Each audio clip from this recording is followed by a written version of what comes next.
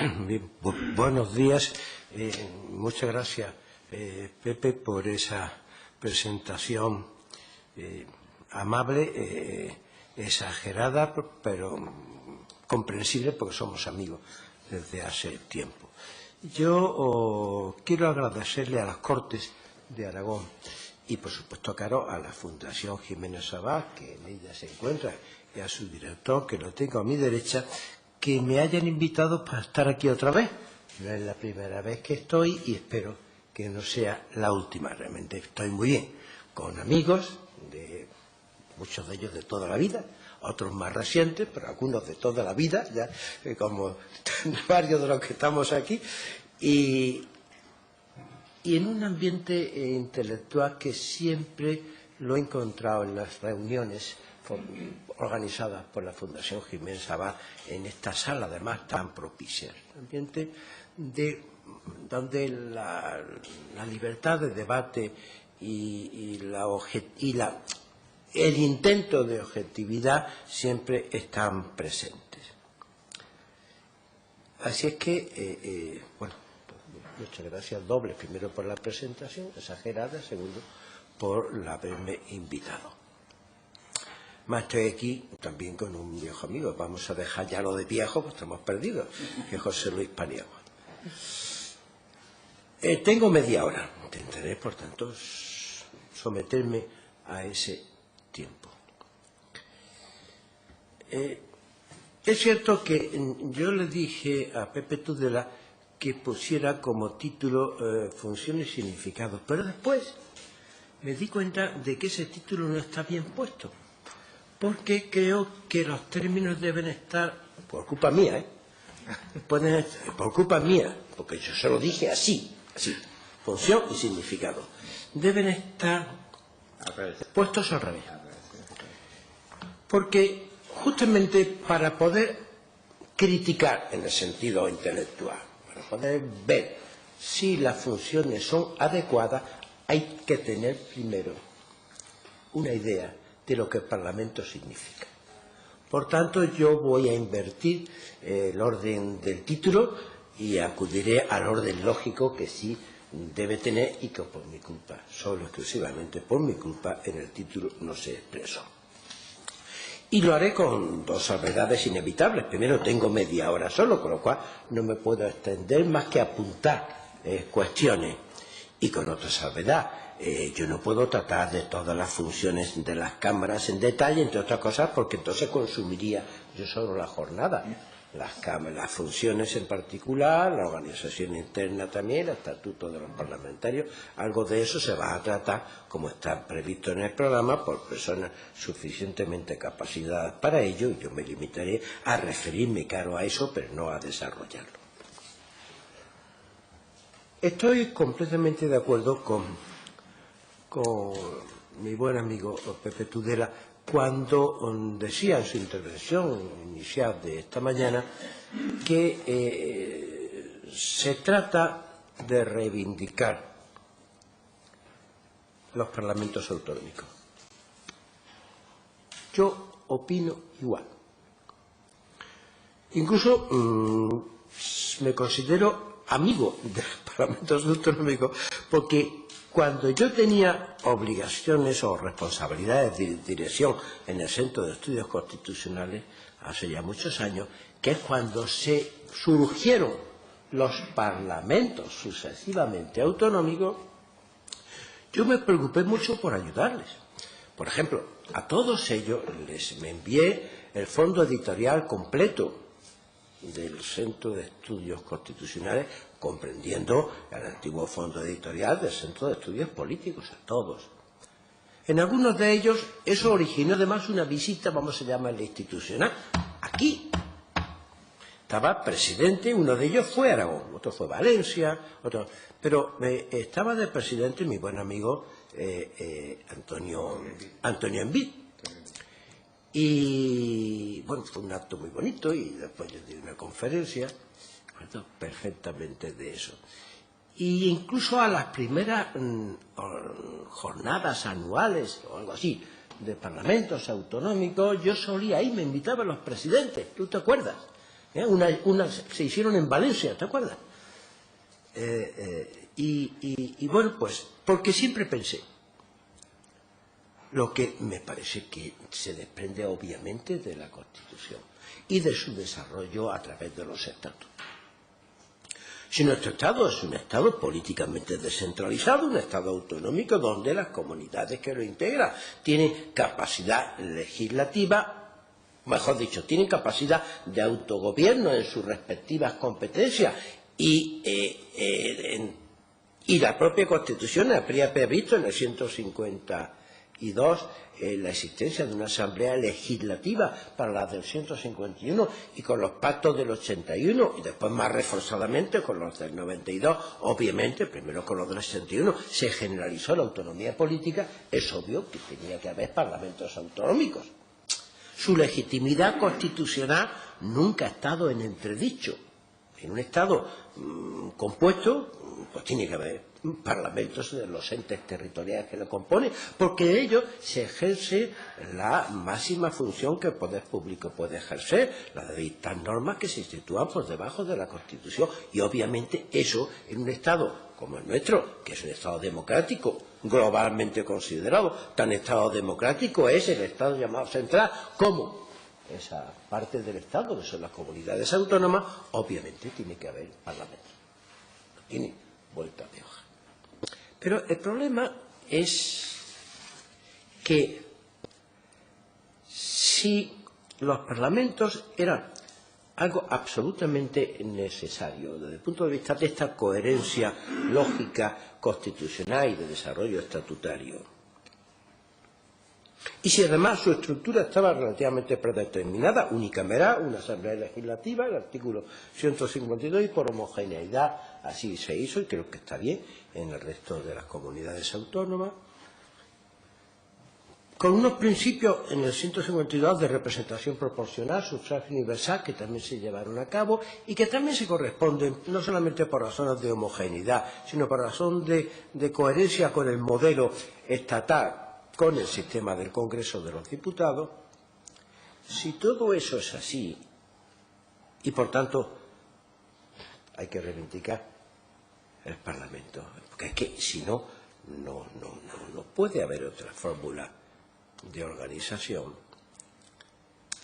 El problema es el de enfrentarse no tanto con la legitimidad constitucional, con la legitimidad constitucional, jurídica, si queremos con la validez, pero yo creo que mejor que legitimidad, enfrentarse con lo que se suele llamar legitimidad de ejercicio, yo prefiero legitimación, y es con el proceso y sus resultados.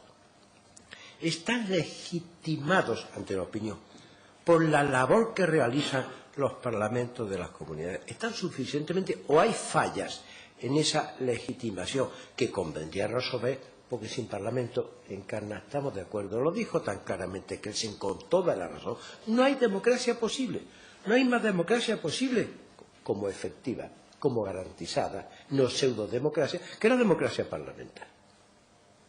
Y claro, pues justamente tenemos que ver si hacer un examen crítico de los parlamentos autonómicos para ver efectivamente cuáles pueden ser sus defectos actuales y cómo podrían intentar.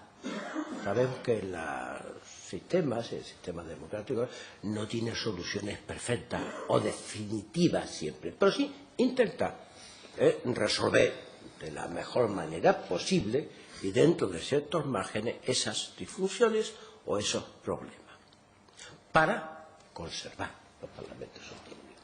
Y para conservarlos no solamente como unos esqueletos vacíos de carne y sangre, sino como unas instituciones legitimadas, como unas instituciones que además de tener su validez jurídica obvia, tengan también su legitimidad de ejercicio, pero no sé, sean la confianza de los ciudadanos, o de la mayor parte de los ciudadanos. Es cierto, lo decía Pepe Tudela, que en el Parlamento autonómico confluyen hoy, vamos a llamarle crisis, estoy de acuerdo con Encarna, que la palabra es muy socorrida, del Estado autonómico y del Parlamento, y que algunas de las cuestiones que trataré son también problemas del Parlamento, de los parlamentos nacionales.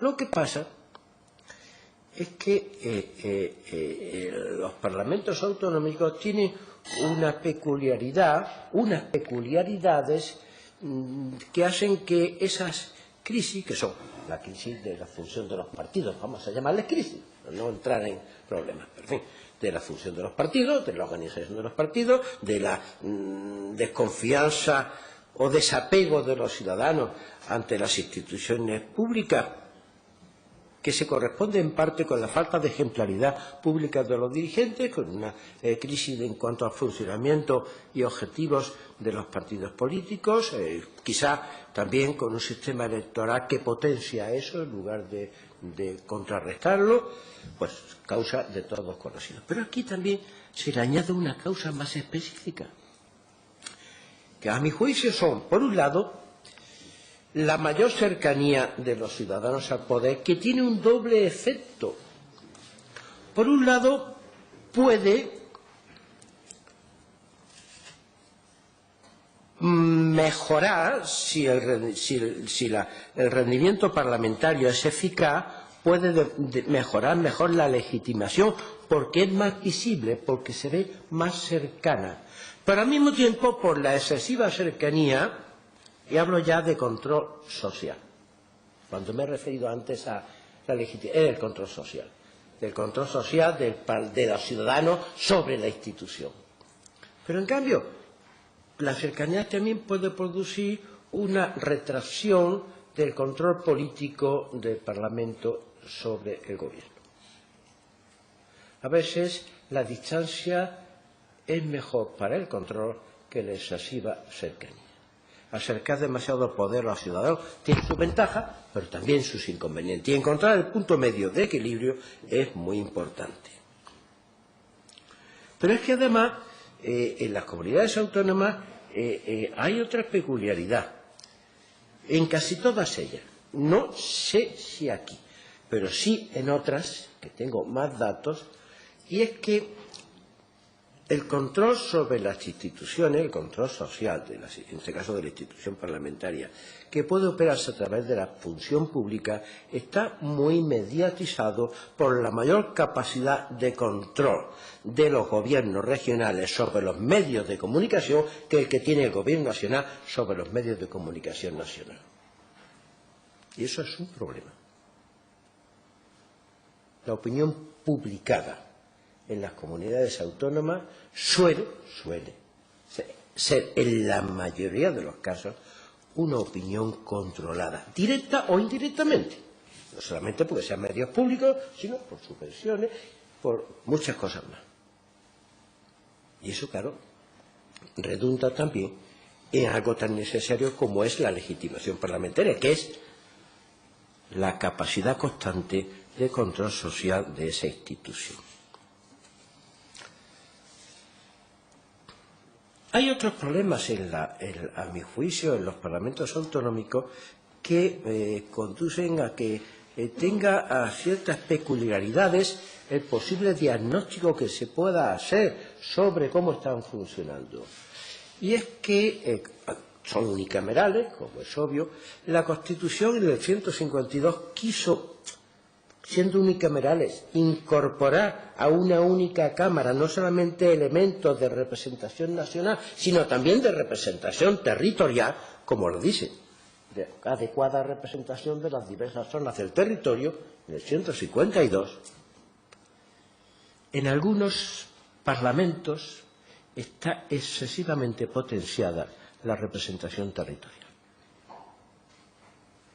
a través de sistemas electorales que la potencian demasiado. Y en un parlamento, yo creo que, sobre todo en un parlamento autonómico, yo creo que esto es algo que debería de pensarse, si no sería conveniente no agudizar tanto en algunos lugares esa mediatización territorial respecto de la representación ciudadana. Pero hay otra peculiaridad de los parlamentos. parlamentos autonómicos. Y que en los parlamentos autonómicos solo, a mi juicio, cabe tratar los asuntos autonómicos, es decir, las políticas autonómicas, es decir, controlar al gobierno y las instituciones públicas de la comunidad autónoma. Esto no es minimizar el Parlamento autonómico, porque hoy las comunidades autónomas tienen mucha capacidad de actuación, pero sí dejar claro que cuando un Parlamento autonómico se sale de ese ámbito, acaba deslegitimándose, porque se trata de efectuar brindis al sol que no sirven para nada, aparte de que yo creo que incumple también un principio constitucional que se deriva, a mi juicio, claramente para los parlamentos autonómicos, el de la separación territorial del poder. Por ejemplo, siempre me ha resultado sorprendente que sin mucha crítica se haya pretendido por parlamentos autonómicos que comparezcan en el Parlamento autonómico autoridades nacionales. El gobernador del Banco de España, hace poco lo llamaron, menos mal que dijo que no, claro. O ministros. Creo que eso es un error. Primero, es constitucionalmente impropio, no quiero decir que sea inconstitucional. Las Cortes Generales son las que controlan al gobierno nacional. Los parlamentos autonómicos controlan al gobierno autonómico. Y si el gobierno autonómico tiene capacidad de iniciativa, de presentar proyectos de ley en las Cortes, que las realice, en ese sentido sí, pero que comparezcan autoridades estatales. Siempre me ha parecido un error y posiblemente, a mi juicio, cierta aberración constitucional. Otro problema que tienen los parlamentos autonómicos es que está más agudizado, a mi juicio, disculpen, son apreciaciones particulares que yo tengo, pero bueno, pues me muevo y tengo amigos en casi todos los parlamentos autonómicos y letrados parlamentarios y leo. Y como todavía leo, pues tengo capacidad de enjuiciar las cosas. Es que uno de los problemas de nuestra forma parlamentaria de gobierno nacional, a mi juicio, uno de sus problemas es la excesiva deriva que está teniendo hacia lo que yo he llamado, por escrito, un parlamentarismo presidencial. Excesiva deriva. Es obvio que el régimen de canciller eso es del régimen parlamentario, no podemos pensar en el viejo parlamentarismo, pero del régimen de canciller a parlamentarismo presidencial va un trecho que se está recorriendo y a veces superando, con grave riesgo para la democracia representativa, y no hay otra, con grave riesgo para el control del gobierno, porque el control del gobierno además no consiste en que el Parlamento pueda mañana derribarlo con una moción de censura. Realmente eso no es así, eso ocurre muy pocas veces, y si ocurre es que no ha funcionado bien el sistema. No. Control parlamentario, sobre todo, es el debate público, por tanto, debate con publicidad, con agilidad de las grandes cuestiones. Por eso, que la ley sea la expresión de la mayoría y, por tanto, en el fondo, si el gobierno tiene mayoría, lo que el gobierno ha querido en la Cámara, no deslegitima a la Cámara. Porque lo más importante del procedimiento legislativo es el debate con publicidad de las enmiendas. Es decir, es la función de control la que con más importancia se lleva a cabo en el proceso legislativo que la misma función de aprobar al final una ley. Siempre lo he pensado así. Además, como sabéis, tengo escrito así desde hace muchos años. Y claro, el presidencialismo está encubierto y sin encubierto, a veces proclamado de modo rampante. Está, a mi juicio, agudizado en las comunidades autónomas.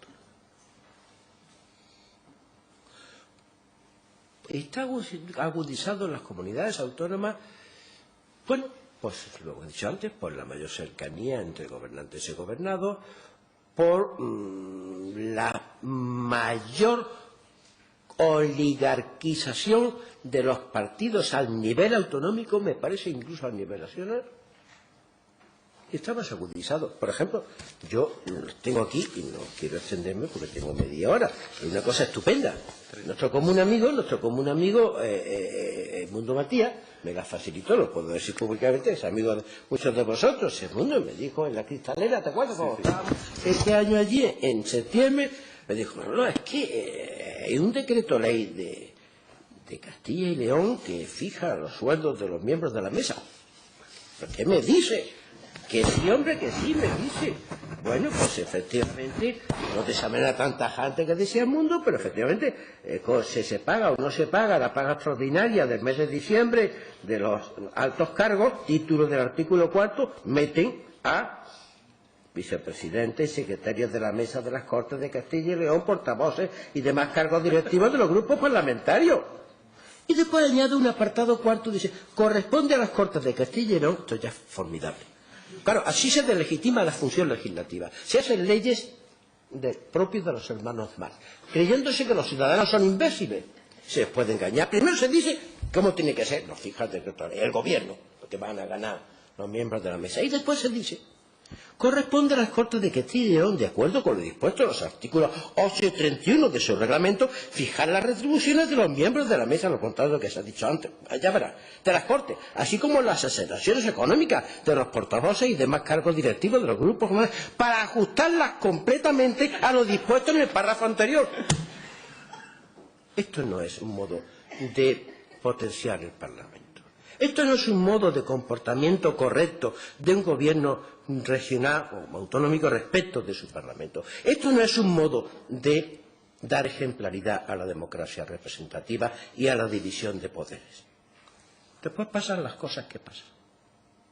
La desafección ciudadana hacia el sistema representativo y la división de poderes, que al fin y al cabo viene a ser lo mismo. O, por ejemplo, en el ejercicio de la función legislativa. ¿Cuántos minutos me faltan, Pepe? 15. Oh, hasta 15. Estupendo. En el ejercicio de la función legislativa. Yo estoy haciendo una cosa, como veis, aparentemente. Quédate con 5 míos. Pero... Aparentemente. Bueno, creo que no, aparentemente no. Pero en fin, aparentemente confusa, pero más bien difusa. Digo porque el detalle lo van a llevar mis hermanos. Yo quería soltar aquí pues unas llamadas de atención, porque me importa mucho nuestra democracia representativa y por tanto me importa mucho el Parlamento Nacional, pero estamos aquí hoy, me importan mucho los parlamentos autonómicos, en los que se entrecruzan la doble crisis de que tú hablabas. Y la función legislativa. Yo no sé, mejor dicho, sí sé, creo que no redunda en beneficio de los parlamentos autonómicos, de nuestro sistema autonómico con sus parlamentos, la demasiada proliferación de leyes autonómicas. Vamos a ver, tengo aquí unos datos. Desde que surgieron los parlamentos autonómicos se han dictado 5.393 leyes autonómicas. 5.393. Se ha tomado de Arronsadi y de los datos que tiene. El que más ha dictado es el Parlamento catalán, 636 leyes. ¿Está bien? El que menos, el Navarro, 196. Los demás, 200, 300, 400. Pero no es solo el número. Es que si examinamos, y eso yo todas no las he examinado, pero bastante sí, por muchas razones, no solamente profesorales, sino jurisdiccionales, las leyes autonómicas, muchas de ellas son absolutamente repetitivas, son su 80% de legislación estatal, que además es básica. Aquí algo no funciona. Porque estamos creando un monstruo en el que si unimos las normas municipales a las leyes autonómicas, a los decretos y órdenes ministeriales autonómicas, a las normas, a las leyes estatales, a los decretos y órdenes ministeriales estatales y a la legislación comunitaria, tenemos un sistema de difícil deglución para el Estado de Derecho y sobre todo para la seguridad jurídica. Y además que no dice nada bueno porque se convierte en muy eficaz para la legitimación del sistema. Eso hay que pensárselo. Posiblemente habrá que esforzarse por modificar en algunos extremos la relación legislación básica, legislación de desarrollo. Hace mucho tiempo que yo le vengo dando vueltas a eso. Creo que eso no ha estado mal, pero creo que ahora ya eso es una costura que se está reventando. Porque siempre hemos dicho, sobre todo en el tribunal, la legislación básica es la legislación sustantiva, inmediatamente aplicable, pero claro, la legislación de desarrollo pues repite todo lo básico para ser una ley coherente y mete otra vez todo. Esto es un lío considerable.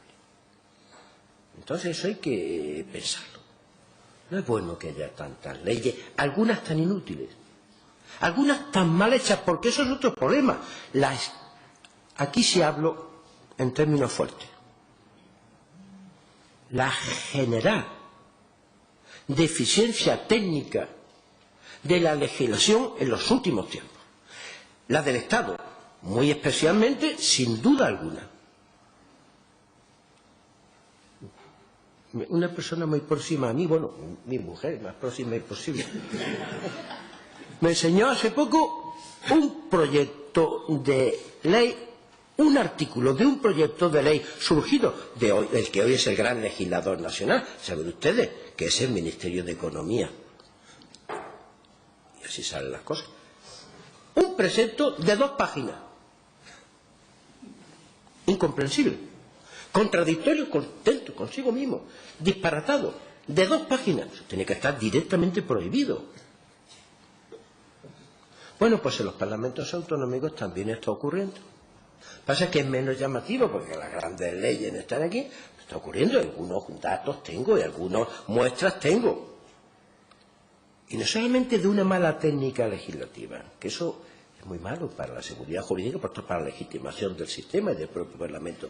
Son leyes además que no se cumplen, son un disparate. Sin decir quién, yo he oído a algún miembro de un gobierno autonómico, incluso, dice, bueno, que sacan la ley que quieran, no se cumple y ya está. ¿Cómo que no se cumple y ya está? No. Pero es que además se generó una práctica malsana, que fue la proliferación de leyes acto, a la que el Tribunal Constitucional, afortunadamente, con mi contribución, porque yo entonces estaba en el tribunal, no tengo ningún protagonismo, puso coto. Castilla y León comenzó, y después en Baleares, declarando inconstitucional este tipo de leyes, mediante las cuales se resultaba más cómoda la comunidad autónoma, al gobierno de la comunidad autónoma, en lugar de sacarlo por reglamento que podía controlar la jurisdicción contenciosa, meterlo con forma de ley, inmune a la jurisdicción contenciosa. Y como solamente pueden impugnar las leyes de las comunidades autónomas, el primo de sumo sol correspondiente, sea gobierno nacional o sea los 50 diputados, 50 senadores, pues esto más o menos no iba a pasar, o pasaba muy difícilmente, y ancha cartilla. Eso delegitima el concepto de ley, absolutamente básico en la forma parlamentaria de gobierno, mejor dicho, en la democracia parlamentaria, sea presidencialismo o sea parlamentarismo, porque la democracia parlamentaria es el género común a las dos formas de gobierno. O el uso inmoderado de los decretos leyes, esta nueva atribución que después de las últimas reformas de algunos estatutos de autonomía tienen determinadas comunidades autónomas. Efectivamente, en 2007 empezó a tener decreto de ley Baleares, ya ha dictado 33. En 2007 Cataluña, ya ha dictado 30. En 2008 Andalucía, ya ha dictado 40. En 2008 Valencia, ya ha dictado 22. Aragón ha sido más comedida. Lo tiene desde 2007 y solamente ha dictado 15. Castilla y León, que lo tiene desde 2009, ha dictado 11. Extremadura, que comenzó en el 2011, ha dictado 8, pero 8 en tan poquísimos 2 años. Navarra, que comenzó en el 2011, 4. Murcia, que comenzó en el 2014, 2, y solo en ese año. Aparte de aquellos 5 decretos leyes absolutamente, a mi juicio, inconstitucionales que dictó el gobierno vasco en el año 83, con motivo de unas inundaciones que yo critiqué por escrito, que nunca más volvió aquello a salir, ningún decreto ley más, pero aquello fue realmente curioso. Sin que la Constitución ni el Estatuto, únicas normas que pueden atribuir fuentes del derecho a las comunidades autónomas, había previsto que tuvieran decretos leyes, sino por una propia ley, es fantástico, la propia ley de la comunidad autónoma atribuye al gobierno, cuando Locke decía muy bien, el Parlamento está para hacer leyes, no para ser legisladores. Ahora tan sabio hasta hoy. Claro, a la gente no lee y le pasa lo que le pasa. Entonces, yo no tengo especial reparo constitucional, mejor dicho, ninguno, a que los estatutos de autonomía, que son las normas de la comunidad autónoma, siempre con sujeción a la Constitución, atribuyan la potestad de dictar decretos o leyes.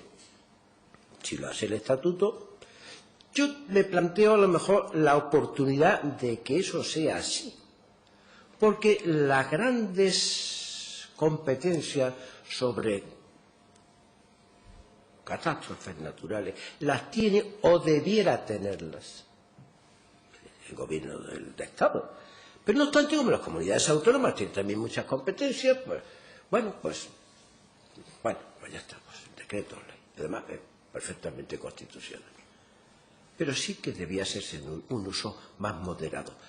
Parte de culpa la tiene el Tribunal Constitucional porque ha sido muy flexible siempre en el control del elemento determinante de la extraordinaria urgente necesidad, lo sabe Javier García Roca, así lo he traído al tribunal, en una doctrina que yo siempre compartí en los primeros tiempos de deferencia, vamos a llamarle así, a la apreciación por el Gobierno y el Congreso, pues sobre todo por el Gobierno, que es el que pone en marcha el asunto, y que el control debía ser solo de la arbitrariedad, no un control de discrecionalidad técnica, sino solamente el control de arbitrariedad. Es cierto que con el paso del tiempo, como se ha hecho un uso tan inmoderado en las últimas legislaturas, en las dos últimas, sobre todo en la última, de los decretos leyes, el tribunal, hasta que yo estuve, comenzó, os recordaréis, el año 2012-2013 a ser un poquito más restrictivo, un poquito, tampoco tanto. Ojalá siga por esa línea, porque creo que se ha convertido el decreto de ley de un instrumento extraordinario, no digo excepcional, pero sí extraordinario, en un instrumento casi ordinario de legislación en el ámbito estatal. Pero es que está pasando en el ámbito autonómico con menos, a mi juicio, razones. El ámbito autonómico debía extremarse más el carácter restrictivo, el uso restrictivo del decreto de ley. Entre otras cosas porque es más fácil la legislación. El procedimiento parlamentario es mucho más fácil que en el bicameral, en el Congreso de los Diputados. Y realmente determinadas normas contenidas en decretos de leyes podían perfectamente, ni eran tan urgentes, ni aunque fuera un poquito urgente, podía haberse adoptado perfectamente por el procedimiento legislativo ordinario, utilizando la urgencia, lo que sea que hace que un parlamento autonómico pueda dictar una norma con cierta rapidez. Porque, insisto una vez más, a veces no caemos en cuenta de que, o no caen en cuenta los políticos de que el decreto de ley tiene su legitimidad para hacer frente a circunstancias de tan inmediata necesidad, tan inmediata respuesta, que no da tiempo que la Cámara legisle. Por tanto, después se envía para que lo convalide la Cámara o no, y después lo tramite o no, si quiere, como proyecto de ley. Pero hay que usarlo restrictivamente, porque en el fondo se trata, obviamente, de una violentación, no digo una violación, de la división de poderes. Se trata de que el gobierno se hace legislador inmediato, no ya legislador delegado. Y eso no es bueno para la democracia parlamentaria. Y ya terminamos, porque esto me queda. Además, estamos teniendo una experiencia nefasta. Mira que es nefasta la ley Omnibus, que a diferencia de la ley Sarto, el Tribunal Constitucional se negó a declarar inconstitucional, y puedo decir se negó porque yo tengo mi voto particular publicado en el BOE. Y puedo criticar perfectamente esa sentencia. Con que vea mi voto particular, sabe mi opinión. Creo que desaprovechó una ocasión de oro para defender el concepto constitucional de ley. y de función legislativa. La desaprovechó al no declarar la inconstitucionalidad de las leyes de acompañamiento. Porque desnaturaliza la función legislativa y el concepto de ley. Pero es que, además, resulta que ya en algunos parlamentos autonómicos ha cundido. Encontramos leyes ómnibus, pero lo más terrible es que me he encontrado con decreto de ley ómnibus. Bueno, decreto de ley ómnibus ya es la aberración absoluta por una razón muy sencilla. Hay ya un decreto de ley ómnibus estatal o en proyecto estatal. Me imagino que eso cundirá y habrá en las comunidades autónomas. Una ley de acompañamiento, digamos, como decreto ley. Fíjense ustedes que el decreto ley adquiere cierta legitimación parlamentaria porque se somete inmediatamente a su convalidación o derogación. Pero es que esa convalidación o derogación es la expresión de la voluntad de la Cámara en un solo acto de sí o no. Que exprese la Cámara su voluntad sobre un acto concreto, sobre una ley, un decreto de ley homogéneo, bueno, tiene sus problemas, pero es posible. Lógicamente no repugna. Pero que exprese sí o no sobre un bloque donde hay completamente disposiciones heterogéneas y donde el parlamentario podía pensar que está muy bien lo que dice de la modificación de la ley tal, pero en cambio muy mal lo que dice de agricultura, bien lo que dice de urbanismo, pero fatal. No se puede, literalmente. Lo mismo que no se puede someter a referéndum conjunto disperso, variopinto, heterogéneo de medidas en un solo bloque. Por lo mismo no se puede someter a una votación de conjunto un texto absolutamente heterogéneo y múltiple. Porque entonces la voluntad que se pide inevitablemente es una voluntad viciada, porque se lo obliga a no distinguir lo que es necesariamente distinguible. Esa es la suprema, me va a decir, maldad del decreto de ley ómnibus.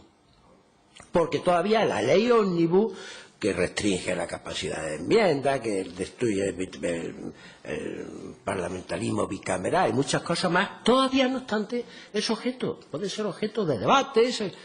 Pero es que el decreto de ley, en el acto de convalidación, en ese primer acto donde la Cámara, y dentro de un plazo, porque el decreto de ley sale con todos sus impulsos desde el principio, ya ni siquiera eso. Una votación de conjunto, sí o no, ante una medida completamente heterogénea y de contenido disperso. Termino. Creo que los parlamentos autonómicos son tan necesarios que tenemos todos, desde la academia uno, desde las propias instituciones otros, políticos, que esforzarnos por mejorarlos.